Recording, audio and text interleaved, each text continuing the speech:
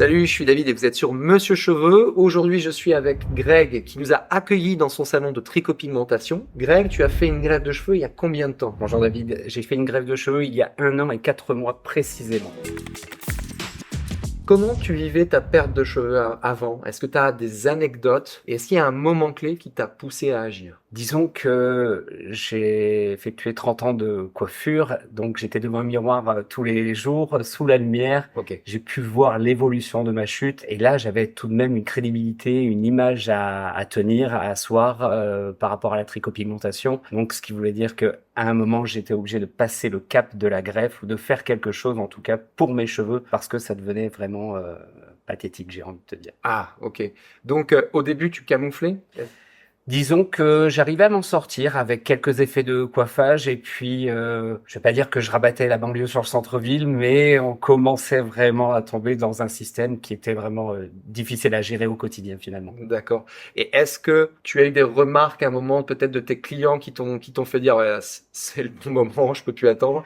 Oui, finalement, on a toujours des remarques, que ça soit de la part de l'entourage, de la famille ou même de certains clients, ça peut arriver. C'est un peu désobligeant, c'est désagréable et c'est pour ça que finalement, on prend conscience qu'il faut faire quelque chose très rapidement. Pourquoi as-tu décidé de faire une greffe de cheveux et est-ce que tu pensais à d'autres solutions? Oui, bien évidemment, en tant que professionnel de la tricopigmentation, j'ai bien sûr réfléchi dans un premier temps à la tricopigmentation, mais il y avait plusieurs facteurs qui me dérangeaient, notamment le fait d'être obligé de me raser la tête tous les 2 jours, Ok. mon aspect esthétique et disons que j'avais une volonté de retrouver un visuel capillaire. D'accord. Et quand tu dis le fait de se raser tous les jours, c'est si tu avais choisi la dermopigmentation? Oui, exactement, la D'accord. tricopigmentation avec un effet rasé. Donc j'avais du mal à m'accepter comme tel avec un effet rasé. Donc finalement, je me suis tourné naturellement vers la greffe. D'accord. Très bien. Quel aurait été ou quel a été l'impératif sur lequel tu n'étais pas prêt à négocier pour ta greffe? Qu'est-ce qui était un élément déterminant sur lequel vraiment tu te serais dit non, là je la fais pas? Ou est-ce qu'il y a quelque chose qui te vient dans ta sélection, dans ton choix? Pas tout de suite, non. Je dirais qu'aujourd'hui, j'étais prêt vraiment à tout pour retrouver un visuel capillaire, une masse. Vraiment aussi bien sur le tarif. Bien évidemment, c'était l'aspect technique qui primait. C'est pour ça que je suis venu vous voir pour chercher une qualité de greffe. Mais non, j'avais pas du tout, je m'étais pas mis de barrière. D'accord. Je vais reformuler peut-être aussi différemment. Est-ce que tu avais des attentes particulières? Est-ce que tu te disais, je vais voir ce qu'on me propose? Ou est-ce que tu avais vraiment une attente sur le volume, la densité, les zones travaillées? Disons qu'à mon stade, j'attendais une certaine expertise et de voir la capacité surtout de ma zone donneuse pour voir si on pouvait avoir un D'accord. résultat probant. Si ça n'avait pas été le cas, bien évidemment que j'aurais choisi une autre solution, une autre voie. Est-ce que, éventuellement, complément capillaire aurait été une solution que tu aurais acceptée? Non, en aucun cas. Ok. Ouais, en aucun cas. C'était ça, en revanche, c'était une solution que j'avais tout de suite évincée. Et pourquoi? Parce que c'était quelque chose qui ne me correspondait pas, dans le sens où il y avait un entretien à faire. Je préférais rester avec mes cheveux plutôt que d'avoir quelque chose qui n'était pas à moi sur le cuir chevelu. D'accord. Voilà. Ça t'a pris combien de temps entre le moment où tu t'es dit, faut vraiment que je fasse quelque chose et sauter le pas de la greffe de cheveux? Disons que j'ai réalisé ma greffe en septembre 2023 et il faut savoir que jusqu'en janvier ou février 2023, je ne voulais absolument pas faire de greffe. Ce qui veut dire qu'il y a eu un laps de temps très court. Ok. Et puis, Monsieur Cheveux a su me convaincre et me rassurer sur les arguments, ce qui veut dire que j'ai passé le cap très rapidement. Et quand tu as passé le cap, quand tu t'es lancé dans cette démarche de greffe, tu avais quand même encore des doutes, tu n'étais pas sûr de le faire, tu étais plus en train de rechercher les infos. Donc, j'étais certain de le faire, mais je n'avais pas du tout de visuel, en tout cas de connaissances sur le résultat. D'accord, Certes, je vois des greffes tous les jours, mais je ne savais pas ce que ça allait pouvoir donner sur moi. d'accord. Et comment sont passées tes recherches? Eh bien, tout d'abord, dans mon métier de tricopigmentation, je rencontre des gens qui ont effectué les greffes tous les jours. D'accord. Ce qui veut dire que j'avais déjà une connaissance sur la greffe. Ok. Et finalement, j'ai découvert Monsieur Cheveux. Donc, de fil en aiguille, j'ai pu me renseigner et j'ai également rencontré des clients, des patients D'accord. qui étaient passés par Monsieur Cheveux et qui ont pu me renseigner un peu plus intensément.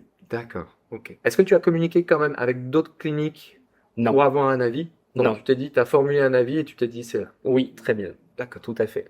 Qu'est-ce qui t'a amené à te tourner vers de la dermopigmentation en activité? Tout simplement, j'en étais à 30 ans de coiffure Ouais, d'accord. et j'avais vraiment, vraiment envie de changer de cap parce que c'était le moment ou jamais, à quasiment 50 ans. Je me voyais mal à 60 ans derrière un fauteuil de coiffeur. D'accord. Donc c'était le moment de changer professionnellement. Et est-ce que le fait toi-même de perdre tes cheveux t'a amené naturellement aussi vers ça? Parce que tu te voyais un peu réparer quelque chose chez toi ou c'est un peu trop tiré par les cheveux là? Là, pour le coup, c'est un peu tiré par les cheveux. Ok, Disons ok. que les 30 années de coiffure, ça m'a servi de tremplin pour D'accord. la tricopigmentation. Ça restait un peu dans un cadre avec une promiscuité quand même autour du client. C'est du tatouage, c'est pas de la coiffure, certes. D'accord. Mais à côté de ça, on reste un peu dans le domaine esthétique et le domaine du comblement capillaire.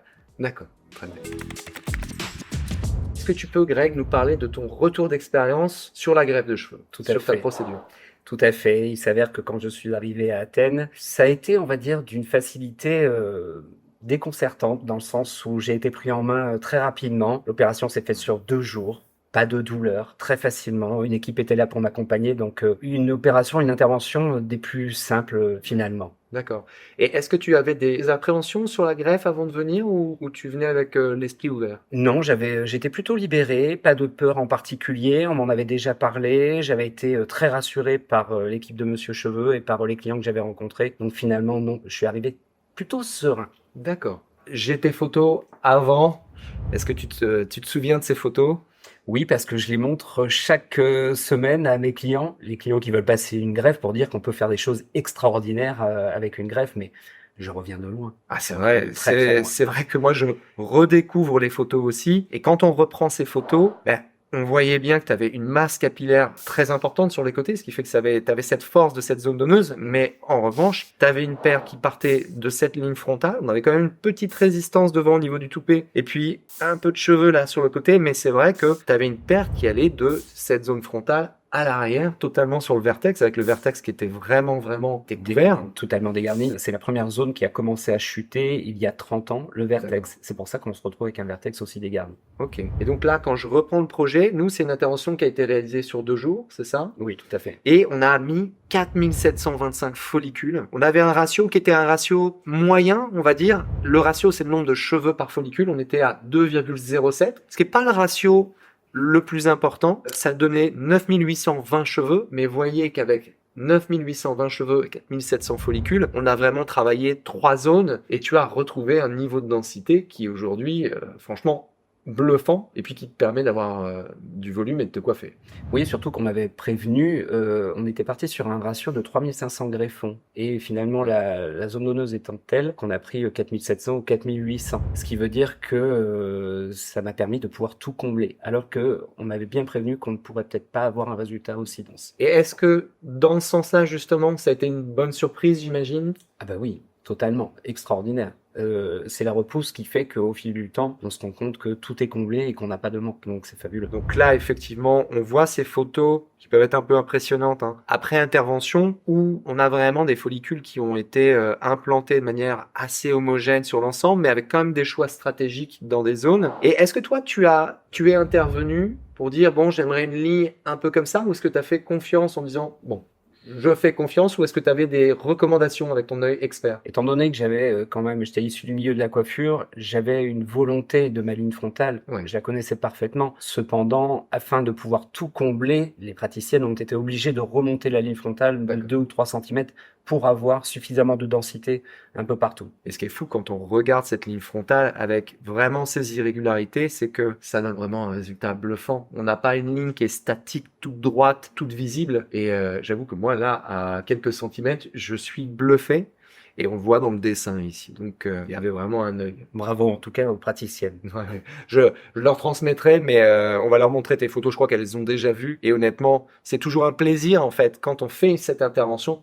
Nous, on leur montre, évidemment, on suit tous ces cas. Et elles aussi sont aussi bluffées. Et elles sont limite émues de voir ces résultats et de voir ces changements sur les visages. Elles me disent, attends, c'est pas possible, c'est pas le même homme. Et c'est vrai que moi, je reste bluffé par le résultat. Mais on sentait cette rigueur dans leur façon de faire, réellement. Ouais, elles aiment ce qu'elles font. C'est clair que quand on travaille avec des personnes qui aiment ce qu'ils font, ça change déjà la donne. Est-ce que justement tu as eu l'impression qu'on était à ton écoute, que c'était vraiment un service plutôt que quelque chose fait à la chaîne? C'était quoi cette sensation sur la greffe elle-même, sur la façon dont ça s'est réalisé? Disons qu'elles savaient pertinemment où elles allaient. C'était très militaire dans le sens positif du terme. D'accord, C'est-à-dire ok. que on savait ce qu'elles faisaient et le résultat s'en ressent aujourd'hui. Le résultat parle de lui-même. Alors moi, j'aimerais avoir ton retour sur le résultat. Comment tu trouves ce résultat et au vu du métier que tu fais et du regard que tu as, comment tu pouvais le juger, entre guillemets? Disons que je partais du principe où je savais qu'il y allait avoir encore quelques manques après ma greffe. C'est ce que je m'étais mis. Je m'étais mis un résultat en deçà. Et finalement, le résultat, il est bien au-delà de mes espérances puisque je reviens de très très loin. Ouais, on peut voir sur ces Vont en photos. témoigner les photos d'origine. Et aujourd'hui, le résultat, il est plus que satisfaisant. Il est bluffant. Tous les clients qui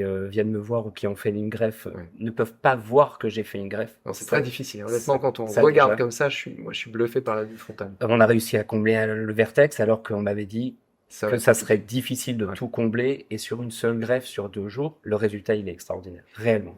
Et donc, toi qui as l'habitude de faire des lignes et que je trouve extrêmement naturel quand tu fais de la dermopigmentation, quand tu regardes tes cheveux comme ça de très près, est-ce que tu arrives à voir l'implant ou est-ce que tu te dis, non, vraiment c'est bluffant, c'est naturel? Est-ce qu'on a fait aussi bien que toi? En gros. Oui, mais c'est difficile de comparer. Aujourd'hui, on voit forcément cette ligne frontale parce que les cheveux sont un peu plus épais et Mhm. moi j'avais plus du tout de masse D'accord. devant, mais le résultat il est totalement naturel. Personne ne peut le voir. Le meilleur témoignage finalement c'est l'entourage. Ouais. Ouais.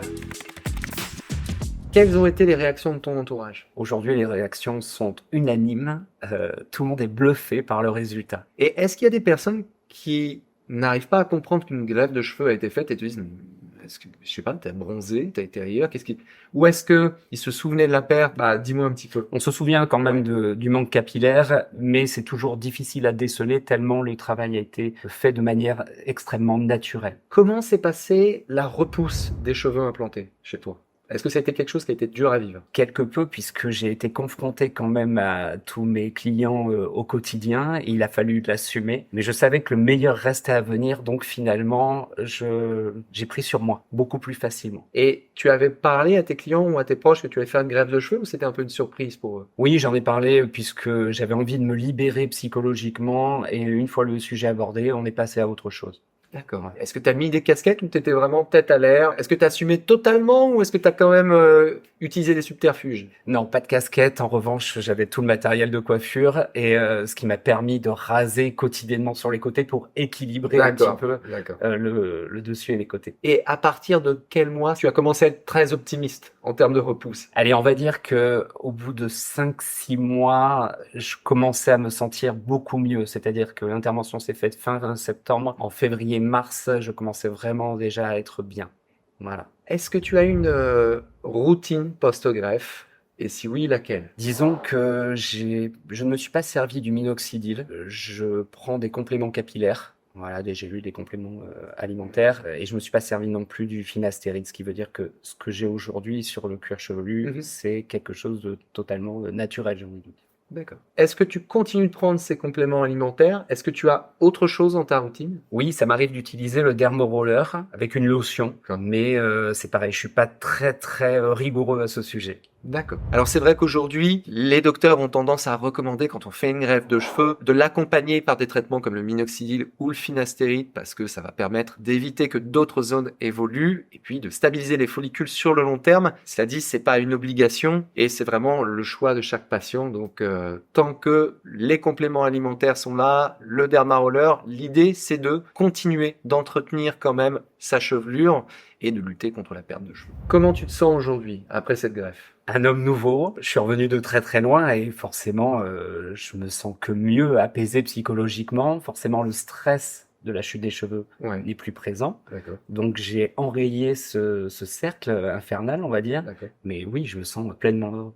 Donc c'est comme s'il y avait une charge qui s'était enlevée, finalement, une charge émotionnelle et On va pas se psychologique. mentir, oui. Ouais. Oui, il y a une vraie libération psychologique qui s'est faite, réellement. Et est-ce que ça a impacté ta vie d'une certaine manière? Est-ce que tu te sens plus heureux? Est-ce que... Oui, surtout par rapport à mon image, par rapport à moi dans le miroir. Donc psychologiquement, moralement, c'est mieux au quotidien. On le sent peut-être pas forcément, mais c'est un mieux chaque jour. D'accord. Est-ce que le fait d'avoir plus de cheveux, tu as l'impression d'avoir retrouvé une jeunesse? Tu parles de ton image. qu'est-ce que ça a changé comme ça? Est-ce que tu te plais plus aujourd'hui? Bien évidemment, dans le miroir, on a plus de plaisir à se coiffer, à se regarder. On m'a forcément dit que j'avais gagné quelques années. D'accord. Donc forcément, ça n'est que mieux, mais c'est un plaisir pour un ancien coiffeur de retrouver de la masse capillaire et de pouvoir se coiffer à nouveau le matin. Super. Quelle note tu mettrais à ta greffe de cheveux? Aujourd'hui, très clairement, je vois des greffes passer sous mes mains tous les jours. Et je dis souvent, en toute humilité, la plus belle greffe que je vois, c'est la mienne. Donc, ce qui veut dire qu'on mettrait un 10 absolu. Sur 10. Sur 10, bien sûr. Ok. Est-ce que tu aurais un conseil pour les personnes qui perdent leurs cheveux et qui hésitent à passer le cap de la greffe de cheveux? Oui, disons qu'aujourd'hui, il faut quand même cocher un certain nombre de cases, c'est-à-dire en fonction de la zone donneuse, en fonction de son souhait. Il faut prendre les renseignements chez un professionnel et finalement voir la faisabilité. C'est D'accord. surtout ça en fonction de l'âge. Voilà, moi j'ai 50 ans, j'ai pu le faire parce que le plus gros de la chute était passé. Maintenant, si j'avais eu 30 ans, il aurait fallu finalement que je me rase. D'accord. Donc, Est-ce que tu as vu dans tes clients justement des ratés, des gens qui ont fait une greffe, qui ont raté, qui doivent se tourner vers la tricopigmentation pour arranger? oui, bien évidemment, ça c'est un cas quotidien que je rencontre chaque semaine parce que la décision de la clinique ou en tout cas du choix de faire une greffe n'était pas opportune et finalement ils ont été obligés de raser pour passer sur un effet rasé en tricopigmentation. D'accord. Donc toi aussi, tu vois des ratés passer Toutes assez les souvent. semaines, toutes les semaines. Donc finalement aussi de la prudence. Bien prendre les informations et savoir où on met les pieds. Le maître mot, c'est ce qu'on dit toujours, c'est prudence. Quand vous faites une intervention comme ça, c'est de bien se renseigner et d'être prudent dans votre démarche. Merci Greg pour ton témoignage et puis on va te retrouver dans une prochaine vidéo où tu vas nous parler justement de ta profession à tricopigmentation. Merci à toi David, merci d'être venu dans mes murs, ça a été un vrai plaisir pour cette expérience, merci à vous. Merci et je vous dis à très bientôt pour une prochaine vidéo. Tchuss.